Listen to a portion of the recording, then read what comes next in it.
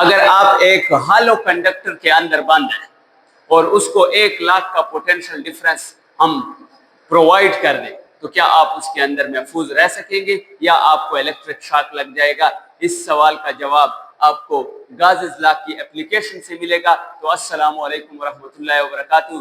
Conceptual physics bye Farooq कुंडी chemistry वाला के चैनल से आपको खुशामदीद कहता है और हम सेकेंड ईयर की फिजिक्स फर्स्ट चैप्टर इलेक्ट्रोस्टैटिक में गाज़िस लॉ, जो कि एक इंतहाई अहम टॉपिक है और इसका जो एप्लीकेशंस है वो अक्सर बोर्ड के एग्जाम में आती रहती हैं। तो हम टॉपिक की तरफ बढ़ते हैं, लेकिन टॉपिक की तरफ बढ़ने से पहले कॉपी उठाइए, पेन उठाइए और इस चीज़ को नोट किए और केमिस्ट्री वाला के चैनल को सब्सक्राइब करना ना भूलिए। और अगर आपको फिजिक्स की फर्स्ट ईयर फिजिक्स 9th और 10th की फिजिक्स की वीडियोस मुकम्मल लेक्चर चाहिए तो आप कंसेप्चुअल फिजिक्स बाय फारूक कुंडी को टाइप कीजिए और इसको सब्सक्राइब कीजिए। तो हम बढ़ते हैं एप्लीकेशन ऑफ गाज़िस लॉ।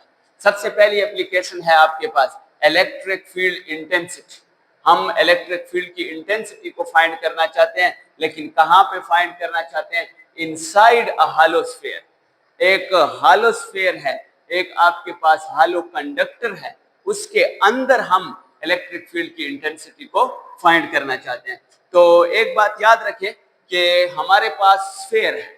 स्फीयर दो किस्म के हो सकते हैं।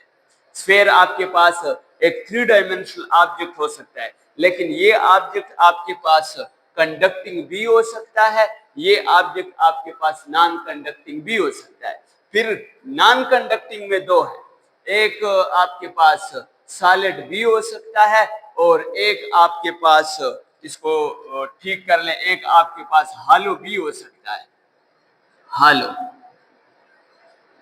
और कंडक्टिंग में भी दो हो सकते हैं, सॉलिड भी हो सकता है और हालो भी हो सकता है। तो याद रखें बच्चे कि अगर हम एक स्फीयर, मैंने स्टार्ट में आपसे सवाल किया कि अगर आप एक हालो कंडक्टर के अंदर बंद हैं और आपके पास एक बहुत बड़ा पोटेंशियल डिफरेंस उसको अप्लाई किया गया है, तो क्या आपको शॉक लगेगा या आप उसके अंदर महफूज रहेंगे?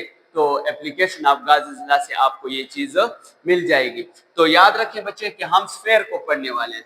स्फीयर दो किस्म के हो सकते हैं, कंडक्टिंग भी हो सकता है और नॉन कंडक्टिंग भी हो सकता है। फिर कंडक्टिंग दो किस्म के हो सकते हैं, सॉलिड भी हो सकता है, यानी जिस तरह के पत्थर है, या आपके पास कोई कंडक्टिंग बाल है जो अंदर से भरा हुआ है, उसको हम सॉलिड कहते हैं। और एक होता है हालो, जो अंदर से क्या होता है, आपके पास खोखला होता है, जिस तरह के फुटबॉल से अगर हम उसके अंदर सिर्फ हवा भरी हुई हो तो वो खोखला है आपके पास। और फिर यही स्फीयर आपके पास नॉन कंडक्टिंग भी हो सकता है और नॉन कंडक्टिंग भी सॉलिड हो सकता है, जिस तरह के पत्थर है, और हालो भी हो सकता है, जिस तरह के आपके पास एक पाइप है। लेकिन आपके कोर्स में जो इलेक्ट्रिक फील्ड इंटेंसिटी है, गाज़िस लॉ एप्लीकेशन, वो इनसाइड अ हालो स्फीयर है। हालो स्फीयर भी हो सकता है और हालो कंडक्टर भी हो सकता है।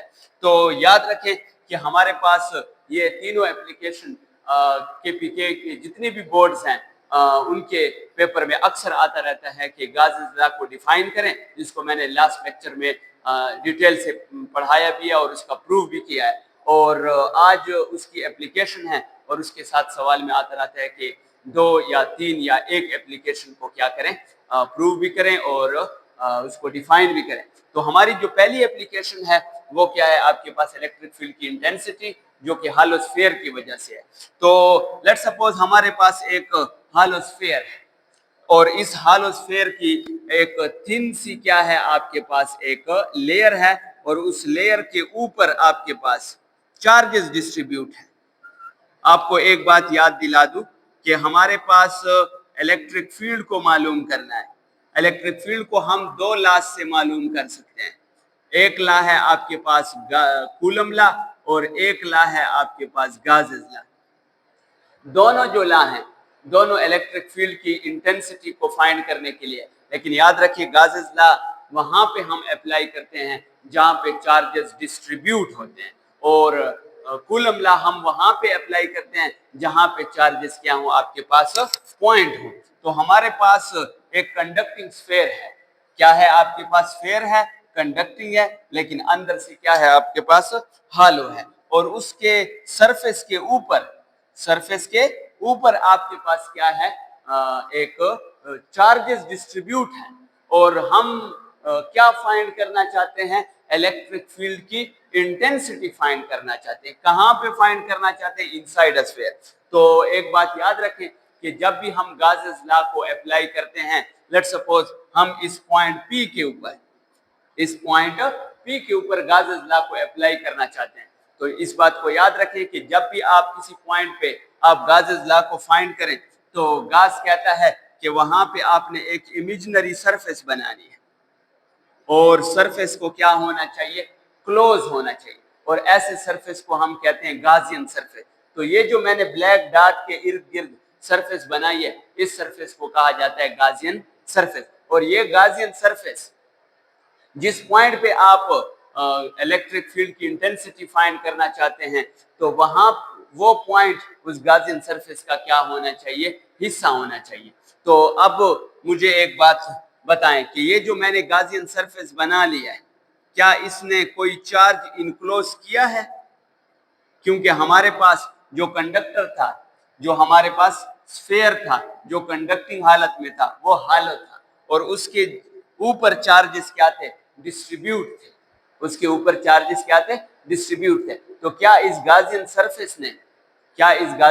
सरफेस ने कोई चार्ज इनक्लोज किया है? तो हम गासेस लॉ को अप्लाई करते हैं। अकॉर्डिंग टू गासेस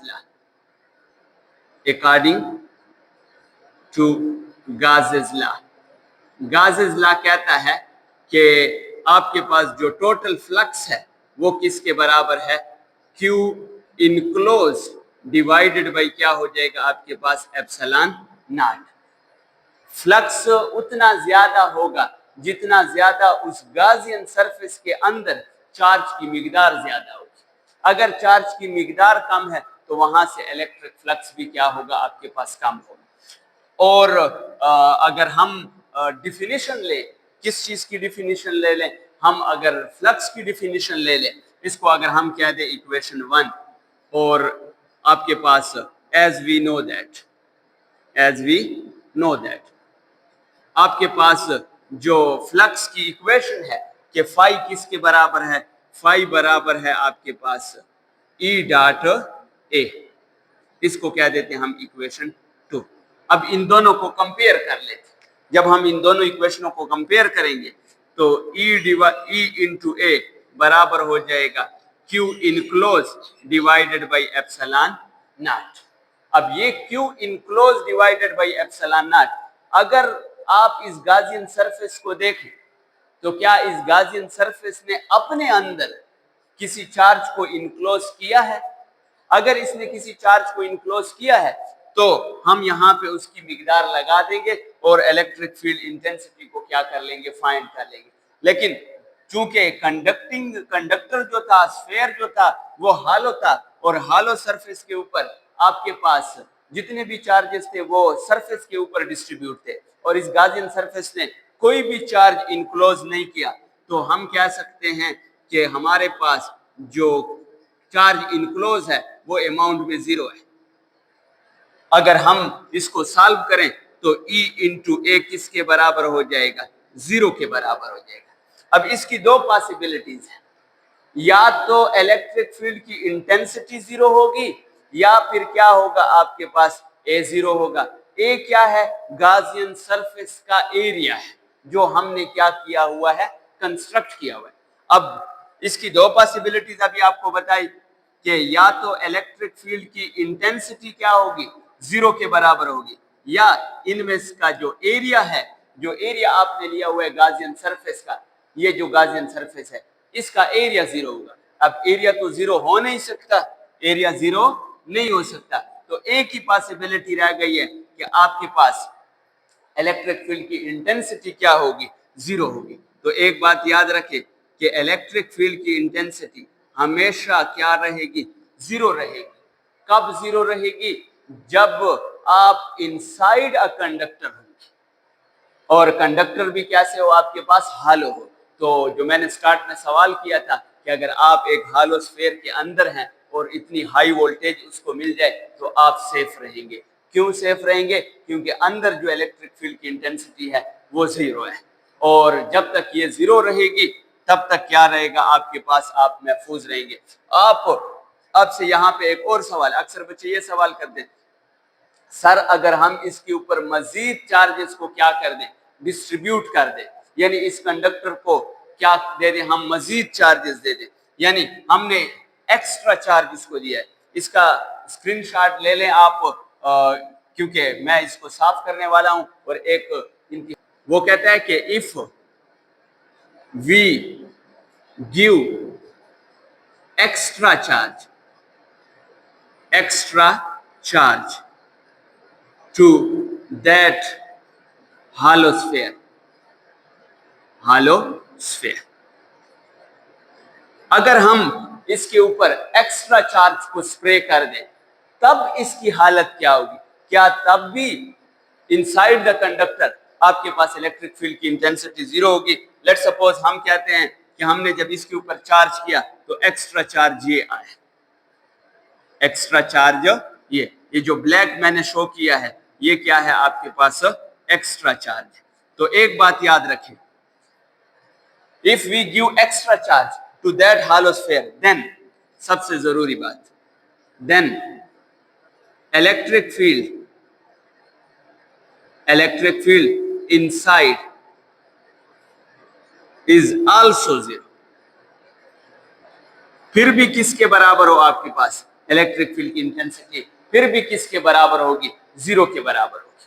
अब सवाल ये आता है कि सर अब जो आपने एक्स्ट्रा चार्ज इसको प्रोवाइड किया है वो एक्स्ट्रा चार्ज की वजह से क्यों इलेक्ट्रिक फील्ड की इंटेंसिटी नहीं बनी?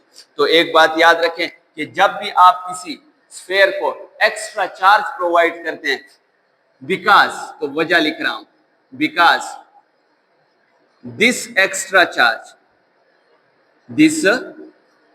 चार्ज डिस्ट्रीब्यूट हो जाता है। क्या हो जाता है? डिस्ट्रीब्यूट हो जाता है, बिखर जाता है। कैसे बिखर जाता है? Equally and uniformly over the surface के ऊपर बिखर जाता है। अंदर फिर भी इलेक्ट्रिक फील्ड की इंटेंसिटी क्या होती है आपके पास? जीरो होती है। अक्सर ये एमसीक्यूज भी आता रहता है कि अगर हम एक कंडक्टर को एक्स्ट्रा से एक्स्ट्रा चार्ज देते जाएं तो वो कैसे डिस्ट्रीब्यूट होगा? क्या उसी जगह पे, लेट्स सपोज हमारे पास ये एक कंडक्टर है, यहाँ पे हमने किस चीज को एक्स्ट्रा चार्ज को स्प्रिंकल कर दिया, तो क्या सिर्फ यहाँ पे इलेक्ट्रिक फील्ड इंटेंसिटी बढ़ेगी या ये जो चार्जेस है क्या यहाँ पे एक्यूमुलेट होंगे? नहीं, चार्जेस हमेशा क्या होते हैं? डिस्ट्रीब्यूट होते हैं। कैसे डिस्ट्रीब्यूट होते हैं? इक्वली डिस्ट्रीब्यूट होते हैं। कैसे इक्वली डिस्ट्रीब्यूट होते हैं? यूनिफॉर्मली। कहां पे डिस्ट्रीब्यूट होते हैं? ओवर द सरफेस, पूरे सरफेस के ऊपर इक्वली क्या होंगे आपके पास? डिस्ट्रीब्यूट। इसलिए ये यहाँ पे जो मैंने प्लस चार्ज इंड्यूस कराया है तो इधर भी इंड्यूस हो जाता है, इधर भी इंड्यूस है, इसके अपोजिट इधर भी, तो इसको कहते हैं कि हमारे पास इक्वली और यूनिफॉर्मली डिस्ट्रीब्यूट होता है। अब फिर अगर देखें तो ये बात भी याद रखें कि ओवर द सरफेस डिस्ट्रीब्यूट होता है, अंदर नहीं जाता। उसकी एक और वजह ये, अगर आप अंदर भी क्या ले लें, यहाँ पे लेट्स सपोज चार्ज डिस्ट्रीब्यूट कर दे। अक्सर बच्चे कहते हैं कि सर अगर यहाँ पे चार्ज को क्या कर दिया जाए? डिस्ट्रीब्यूट किया जाए। तो एक बात याद रखें, डिस्ट्रीब्यूशन हमेशा यूनिफॉर्मली होती है। डिस्ट्रीब्यूशन ऑफ चार्जेस हमेशा क्या होता है? यूनिफॉर्मली। और जब यूनिफॉर्मली होगी तो अब जरा आपको एक चीज पढ़ाई थी जिसका नाम था नल पॉइंट। और नल पॉइंट पे इलेक्ट्रिक फील्ड की इंटेंसिटी कितनी थी आपके पास? जीरो के बराबर थी। ये पॉइंट आपको याद होगा गाजेस लॉ के वक्त, बल्कि मैंने कूलम लॉ के वक्त ये चीज पढ़ाई थी।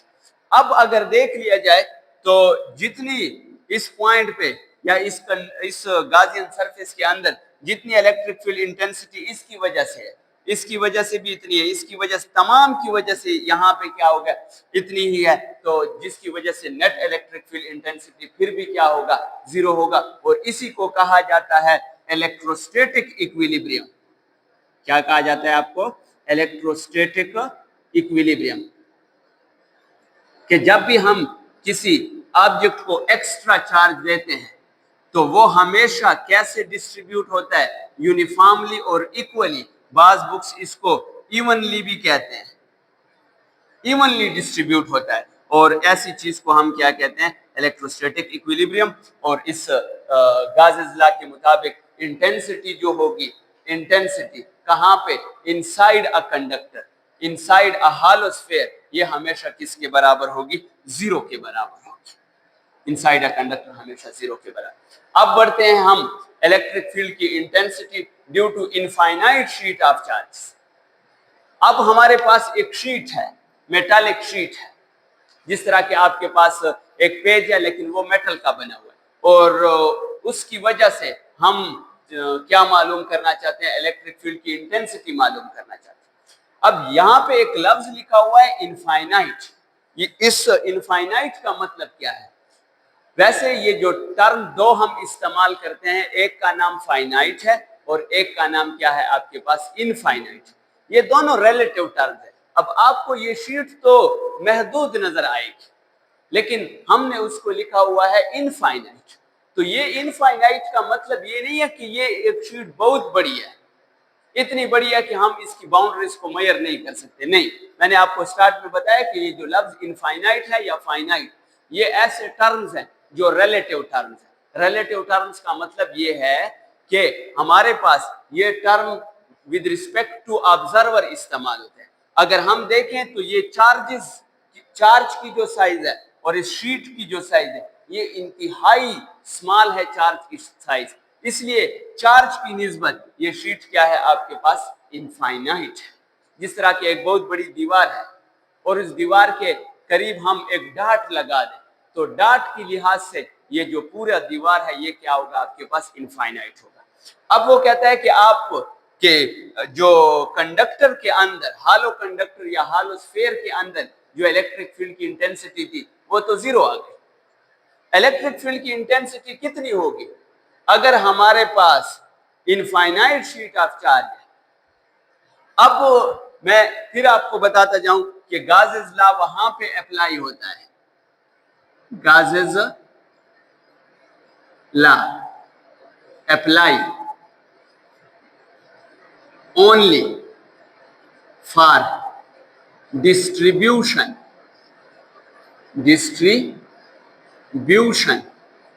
ऑफ चार्जेस के जहां पे डिस्ट्रीब्यूशन हो चुकी हो वहां पे हम गासेस लॉ को इस्तेमाल करते हुए इलेक्ट्रिक फील्ड की इंटेंसिटी को क्या करेंगे, क्या कर सकते हैं, फाइंड कर सकते हैं। तो याद रखें बच्चे कि इस वक्त भी हमारे पास चार्जेस क्या हैं, डिस्ट्रीब्यूट हो चुके हैं, और इलेक्ट्रिक फील्ड लाइंस जो हैं वो पॉजिटिव चार्जेस से हमेशा क्या होती है, बाहर की तरफ है। तो इस साइड से भी इलेक्ट्रिक फील्ड लाइनें जा रही हैं और इस साइड से भी इलेक्ट्रिक फील्ड लाइनें जा रही हैं, और हम किसी एक पॉइंट पे इलेक्ट्रिक फील्ड को, इंटेंसिटी को क्या कर सकते हैं, फाइंड करना चाहते हैं। तो आपको पता होना चाहिए कि गासेस लॉ को जब हम अप्लाई करते हैं तो जरूर वहां पे क्या बनाते हैं, गाजियन सरफेस बनाते हैं, गाजियन सरफेस। और गाजियन सरफेस हमेशा क्या होती है आपके पास, क्लोज्ड होती है। तो इधर हमने क्लोज सरफेस बनाई थी, इस बार जो हमने क्लोज सरफेस बनाई है वो सिलेंड्रिकल शेप में बनाई है कि हमारे पास एक गाजियन सरफेस है, बल्कि एक इनफाइनाइट शीट है।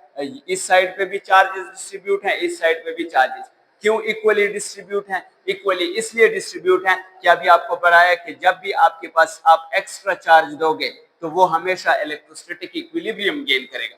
जितने पॉजिटिव चार्जेस यहाँ पे डिस्ट्रीब्यूट होंगे उतने पॉजिटिव चार्जेस यहाँ पे भी डिस्ट्रीब्यूट होंगे। तो हमने इनके बीच में इस पेन की तरह एक सिलेंड्रिकल सरफेस बना दी। इस सिलेंड्रिकल सरफेस का एक सरफेस हम ये ले लेते हैं, एक सरफेस हम ये ले लेते हैं, ये भी ले सकते हैं, ये भी ले सकते हैं, हर तरफ ले सकते हैं। तो इस सरफेस को, ये जो सरफेस है आपके पास, यहां से इलेक्ट्रिक फील्ड लाइन निकल रही है, उसका नाम है E1, और इस सरफेस का जो एरिया है उसका नाम है आपके पास A1।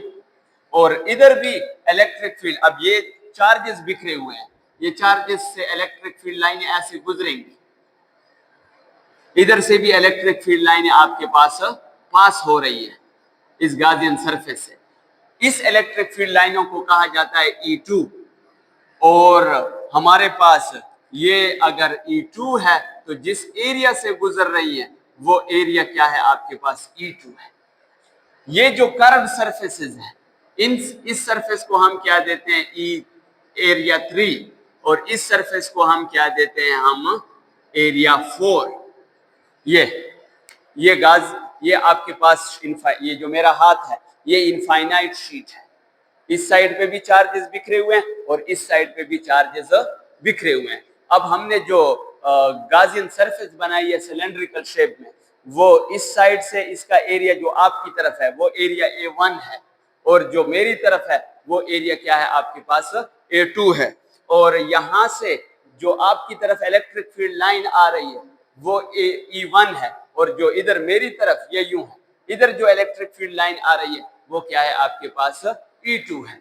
और ये जो सरफेस है यहाँ पे, ये ऊपर मैंने ली हुई है, इसको एरिया 3 कहते हैं और ये जो सरफेस है इसको एरिया 4 कहते हैं। तमाम से हम इलेक्ट्रिक फ्लक्स को कैलकुलेट करेंगे और नेट इलेक्ट्रिक फील्ड इंटेंसिटी को क्या करेंगे, फाइंड करेंगे। तो अब हम मैथमेटिक्स की तरफ बढ़ते हैं कि हमारे पास जो यहाँ पे एंगल बन रहा है वो θ1 बनेगा, यहाँ पे जो एंगल बन रहा है वो θ2 है, इधर जो एंगल होता है वो θ3 है, इधर जो एंगल है आपके पास वो θ4 है। और according to Gauss's law, according to Gauss's law, Gauss's law कहता है कि आपके पास जो इलेक्ट्रिक फ्लक्स है फाई, वो किस चीज के बराबर होता है, वो बराबर होता है Q divided by epsilon not. इसको हम क्या देते हैं, इक्वेशन 1।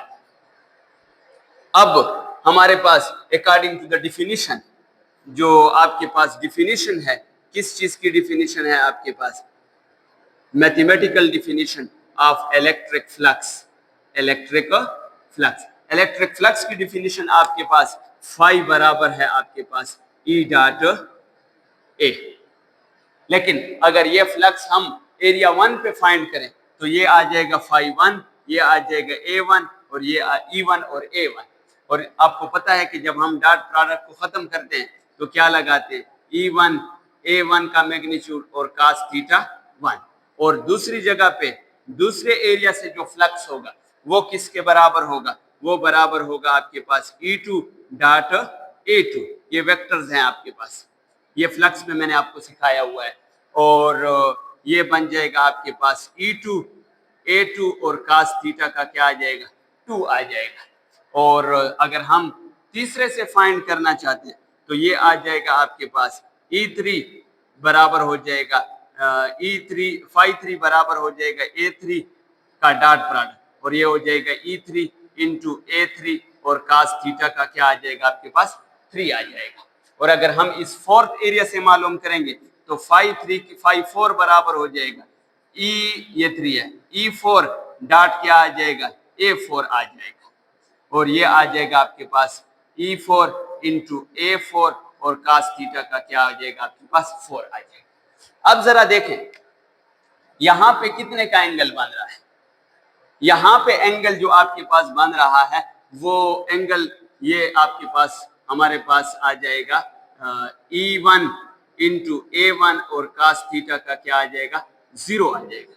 इधर कितने का एंगल, क्योंकि इलेक्ट्रिक फील्ड लाइन भी इसी सीमत में है, यहाँ पे चार्जेस डिस्ट्रीब्यूट थे तो इलेक्ट्रिक फील्ड लाइंस भी आपकी तरफ है और इसी गाजियन सरफेस का एरिया भी क्या है आपके पास आपकी तरफ है। तो कितने का एंगल बन रहा है आपके पास 0 का एंगल बन रहा है और 0 पे ये क्या बन जाता है आपके पास 1।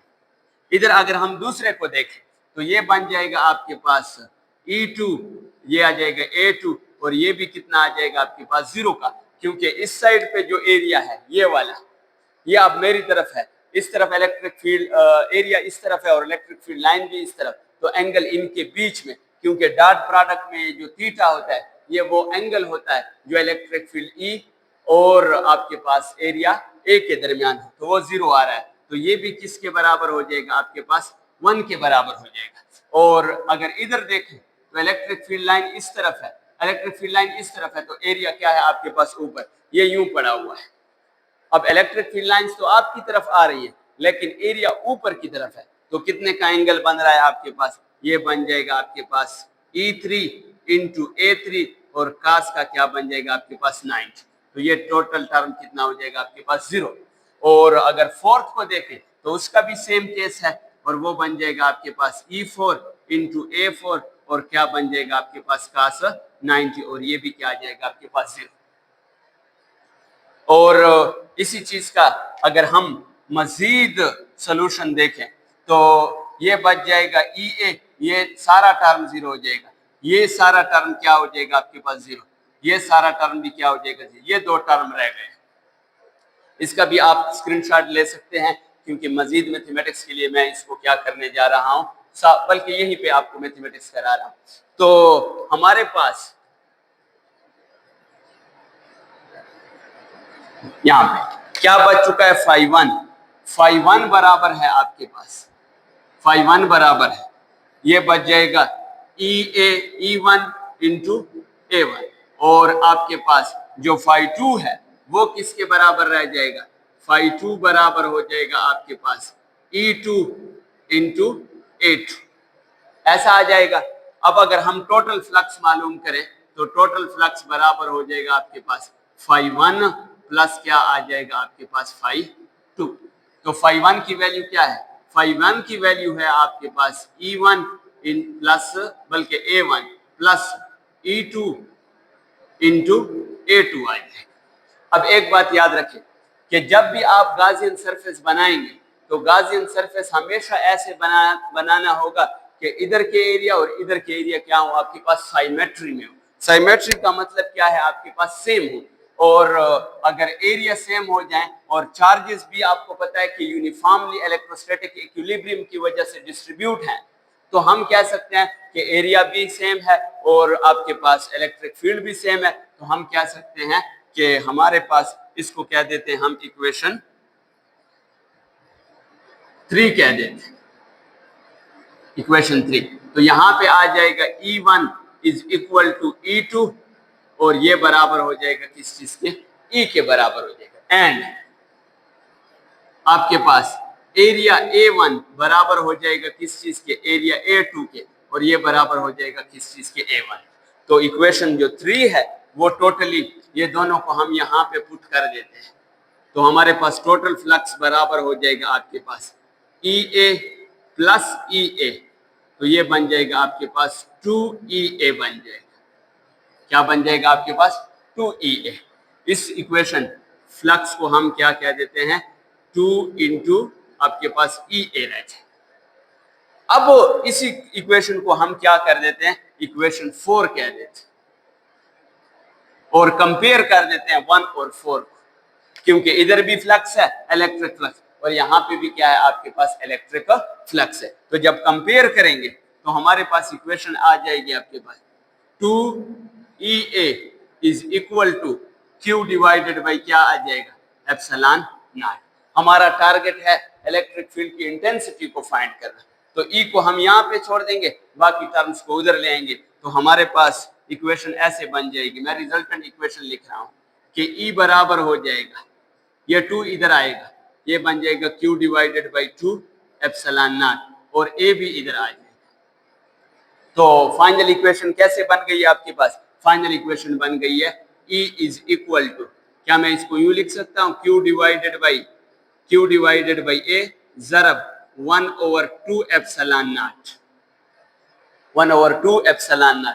तो ये जो Q डिवाइडेड बाई A है इसको कहा जाता है सरफेस चार्ज डेंसिटी, कि इस सरफेस के ऊपर कितने चार्जेस डिस्ट्रीब्यूट हैं।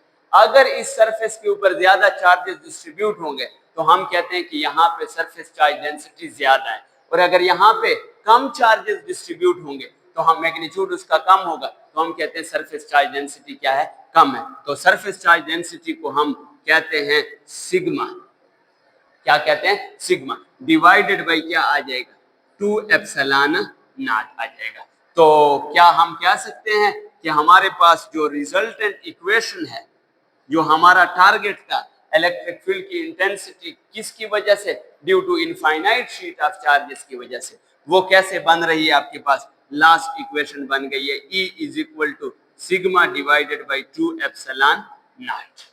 और ये वो इलेक्ट्रिक फील्ड इंटेंसिटी है जो किसकी वजह से है, जो है आपके पास due to infinite sheet of charge.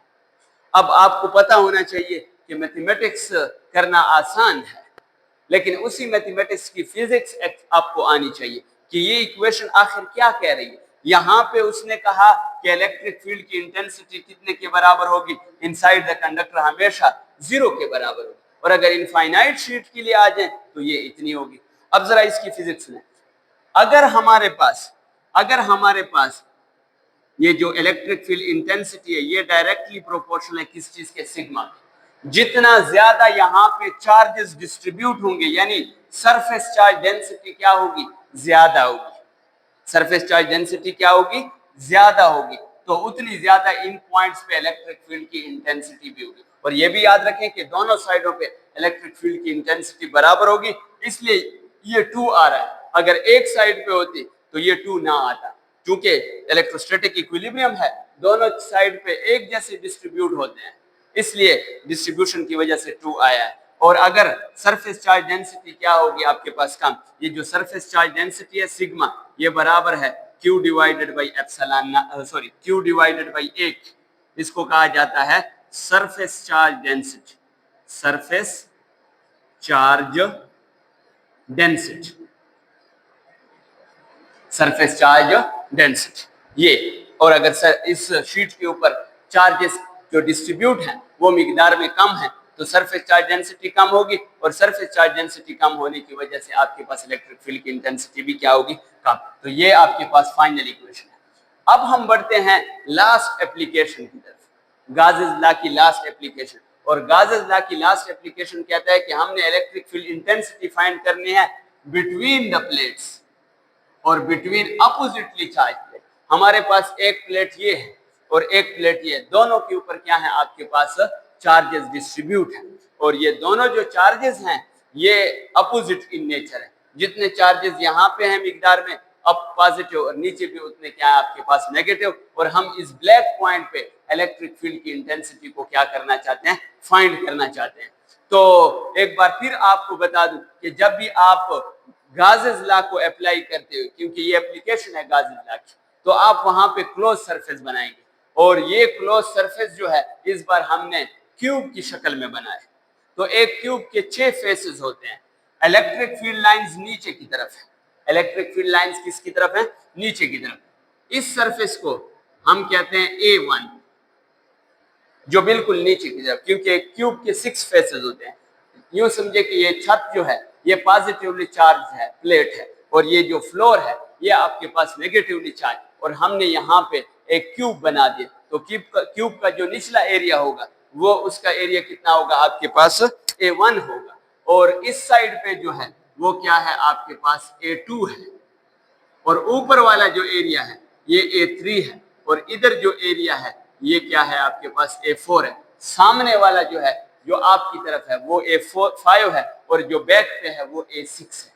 यहां से जो इलेक्ट्रिक फील्ड लाइंस है वो E1 है, और थीटा कितना बन रहा है, 1। यहाँ पे इलेक्ट्रिक फील्ड लाइंस तो नीचे है लेकिन एरिया की डायरेक्शन इस तरफ है, तो ये आपके पास थीटा 2 है।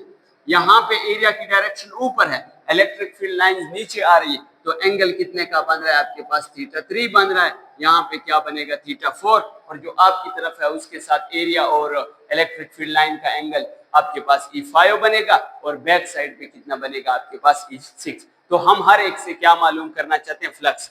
तो φ1 बराबर होगा, φ1 वो बराबर होगा E1 इंटू डॉट प्रोडक्ट है A1। और आपको पता है कि जब हम डॉट प्रोडक्ट को क्या करते हैं, सॉल्व करते हैं, तो E1 का मैग्नीट्यूड, एरिया 1 का मैग्नीट्यूड और cos थीटा 1 आएगा। और φ2 किसके बराबर होगा, φ2 बराबर होगा आपके पास E2 del A2 is equal to आपके पास E2 और A2 और इंटू cos थीटा क्या आ जाएगा आपके पास, 2 आ जाएगा। और हमारे पास जो φ3 होगा वो किसके बराबर होगा, E3 डेल A3 का डॉट प्रोडक्ट आएगा, और ये बन जाएगा E3 इंटू A3 और cos थीटा का कितना आ जाएगा आपके पास, 3। तीसरा थीटा हम लेंगे, और ये बन जाएगा आपके पास E4, ये बराबर हो जाएगा E4 डॉट क्या आ जाएगा A4, और डॉट प्रोडक्ट को जब हम खत्म करते हैं तो E4 का मैग्नीट्यूड लेंगे, E4 का क्या लेंगे, मैग्नीट्यूड, और A4 का मैग्नीट्यूड, और cos थीटा भी क्या लेंगे हम, 4 ही लेंगे। और इसी तरह आपके पास E5 बराबर हो जाएगा E5 ये बराबर हो जाएगा आपके पास E5 डॉट A5 का डॉट प्रोडक्ट आ जाएगा और ये बन जाएगा E4 इंटू ए बल्कि 5 into A5 into cos theta का क्या आ जाएगा 5 आ जाएगा। और लास्ट जो छठा है वो आ जाएगा आपके पास फ्लक्स 6 से, ये आ जाएगा E6 डॉट आ जाएगा A6 और ये बराबर हो जाएगा आपके पास E6 इंटू A6 और कास थीटा का क्या आ जाएगा आपके पास 6। अब ये तो हो गई मैथमेटिक्स। जरा आप इस चीज को देखें कि एरिया 1 नीचे की तरफ था, एरिया 1 की तरफ था, नीचे की तरफ, और इलेक्ट्रिक फील्ड लाइंस भी आपको पता है कि पॉजिटिव से किधर होती है, नेगेटिव की तरफ होती है। तो उनके दरमियान जो एंगल बन रहा है वो एंगल कितने का बन रहा है आपके पास 0 डिग्री का बन रहा है। तो यहाँ पे जो थीटा है, ये थीटा ये 0 के बराबर है। तो हमारे पास जो φ1 है वो किसके बराबर रह जाएगा E1 इंटू A1, क्योंकि cos 0 पे क्या आता है आपके पास 1। जरा इधर देखें, इस बात को जरा समझें। इलेक्ट्रिक फील्ड लाइंस नीचे की तरफ है और इसका एरिया इस तरफ है। क्यूब था, इलेक्ट्रिक फील्ड लाइन नीचे आ रही, क्यूब का ये फेस जो है ये क्यूब है आपके पास। पहले हमने निचला एरिया लिया था, उसके साथ तो 0 का एंगल बन रहा है। ये जो एरिया है ये आपके पास 90 का एंगल बना रहा है। कितने का एंगल बना रहा है 90, और cos 90 पे टोटली क्या हो जाएगा आपके पास 0 आ जाएगा। जरा इस पे आए, ये ऐसे एरिया है, इसके एरिया की डायरेक्शन ऊपर की तरफ है, इलेक्ट्रिक फील्ड नीचे की तरफ। लेकिन याद रखें, ठीक है एंगल 180 का बन रहा है, अक्सर बच्चे इस बात में भी कंफ्यूज होते हैं, लेकिन हम यहाँ पे इलेक्ट्रिक फ्लक्स फिर भी कितना लेंगे 0। क्यों 0 लेंगे? क्योंकि ऊपर कोई लाइन ही नहीं जा रही। और क्यों नहीं जा रही? क्योंकि सारी की सारी लाइनें नीचे चली जाती हैं, क्योंकि आपने उसके सामने क्या लगाया हुआ है, एक अपोजिटली प्लेट लगाई हुई है। और इसकी आखिर में फिजिक्स भी बताऊंगा, जब इसके साथ इस electric field intensity due to oppositely charge plate की और हम इनफाइनाइट शीट की जब कंपेयर करेंगे तो एंड में इसकी फिजिक्स भी बताऊंगा। फिलहाल ये किसके बराबर है आपके पास 0 के बराबर, क्योंकि यहाँ पे इलेक्ट्रिक फील्ड लाइन 0 है और फिर यहाँ पे एंगल कितने का बन रहा है 90 का, जिसकी वजह से टोटल इलेक्ट्रिक फ्लक्स भी किसके बराबर हो जाएगा आपके पास 0 के बराबर हो जाएगा। क्यों 0 के बराबर हो जाएगा? अब पहले निचले सरफेस से, फिर हमने इस सरफेस से, फिर ऊपर वाले, ये चौथा सरफेस है आपके पास ये, और पांचवें से भी 0 आएगा, फ्लक्स 0 आएगा, क्योंकि इलेक्ट्रिक फील्ड लाइन नीचे की तरफ है और 5 सरफेस जो है वो आपकी तरफ है, और आपके पास छठे से भी क्या आएगा आपके पास 0 ही आएगा। तो ये आपके पास 0 और ये भी क्या हो जाएगा आपके पास 0। तो अगर देख लिया जाए तो एक फ्लक्स बच चुका है, और वो फ्लक्स टोटल फ्लक्स बराबर है φ1 के, और φ1 बराबर है into A1 into area A1। अब हम इसको लिख सकते हैं, क्योंकि एक ही इलेक्ट्रिक फील्ड बच चुका है और एक ही क्या बच चुका है आपके पास एरिया बच चुका है। तो ये बन जाएगा आपके पास टोटल फ्लक्स बराबर हो जाएगा E इंटू A। अब हम गाउस लॉ की डिफिनेशन अप्लाई करते हैं कि फाई बराबर है आपके पास Q divided by epsilon not. तो इन दोनों को हम क्या कर लेते हैं, कंपेयर कर लेते हैं। जब कंपेयर करेंगे तो हमारे पास क्या बन जाएगा, ये दोनों कंपेयर करेंगे तो E इंटू A ये बराबर हो जाएगा Q divided by epsilon not. तो Q divided by epsilon not अगर हम E को फाइंड करें तो ये बराबर हो जाएगा आपके पास, ये बराबर हो जाएगा E is equal to Q divided by A epsilon क्या आ जाएगा नॉट। E इंटू A बराबर है आपके पास Q divided by epsilon naught. ये हमने इस इक्वेशन और इस इक्वेशन को क्या कर दिया, कंपेयर किया। तो E को यहीं पे रह दे और रहने दे, और Q divided by A epsilon क्या हो जाएगा नॉट। और फिर एक बार फिर क्या आ चुका है Q डिवाइडेड बाई A, और Q डिवाइडेड बाई A जो है वो किसके बराबर है, सरफेस चार्ज डेंसिटी। तो हमारे पास इक्वेशन कैसे बन जाएगी, सिग्मा डिवाइडेड बाई 2 एप्सिलॉन है। ये इक्वेशन आपके पास किसके बराबर है या कब इस्तेमाल करते हैं, ये इक्वेशन हम तब इस्तेमाल करते हैं जब इनसाइड की बात हो रही, इनसाइड द प्लेट। और ये इक्वेशन हम तब इस्तेमाल करते हैं जब आपके पास क्या है, इनफाइनाइट शीट की वजह से।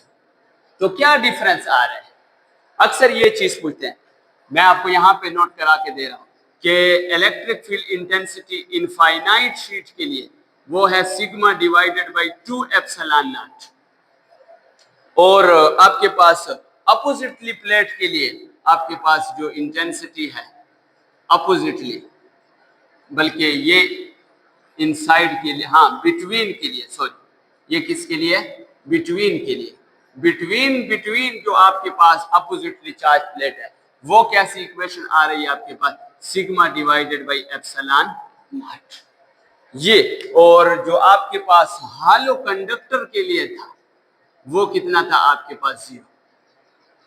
तो ये आज आपके जो लेक्चर था उसका निचोड़ है, ये आपके पास इस लेक्चर का क्या है, आपके पास निचोड़ है। तो याद रखें बच्चे, अगर इधर सरफेस चार्ज जो इन प्लेट्स के ऊपर जो चार्जेस डिस्ट्रीब्यूट हैं, अगर उनकी सरफेस चार्ज डेंसिटी क्या होगी आपके पास, ज्यादा होगी, तो हम कह सकते हैं कि इनके बीच में किसी भी पॉइंट पर इलेक्ट्रिक फील्ड की इंटेंसिटी भी क्या हो सकती है, ज्यादा हो सकती है। और अगर सरफेस चार्ज डेंसिटी आपके पास क्या हो, कम हो, तो हमारे पास इलेक्ट्रिक फील्ड इंटेंसिटी भी क्या होगी, कम।